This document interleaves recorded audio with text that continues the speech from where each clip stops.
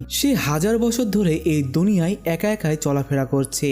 সব সময় সে ক্ষুধার্ত থাকতো। সব সময় ভয়ঙ্কর ভেড়িয়ারা তাকে তাড়া করে বেরিয়েছে। যখনই সেই ভেড়িয়ারা তাকে হামলা করেছে সে কোনো না কোনো ভাবে বেঁচে গিয়েছে। কিন্তু এইবার সেই ভেড়িয়ার দল তার পিছু ছাড়ে না। তারা সমস্তভাবে কংকে ধরার চেষ্টা করে, কিন্তু কং এর সামনে যখন অনেক বড় খাদ পড়ে আর পালানোর কোনো রাস্তা থাকে না, তখনই সে সাহস দেখিয়ে পেছনে তাকায় আর লড়াই করার জন্য তৈরি হয়ে যায়। ভেড়িয়ারা মনে করছিল এবার শিকার করা খুব সহজ হবে, কিন্তু তারা বুঝতেও পারে না যে কং তাদের জন্য কত বড় ফাঁদ পেতে রেখেছে।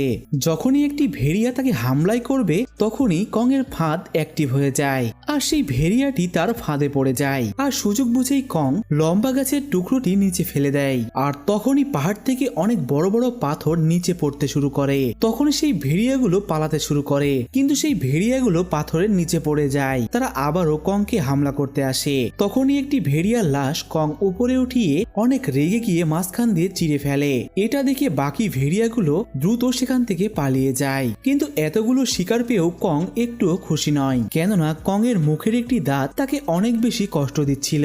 তখনই একটি প্রাণী এসে কং এর সেই শিকার করা মাংসটিকে নেওয়ার চেষ্টা করে। তখন কং এটিকে আটকানোর চেষ্টা করে। তখনই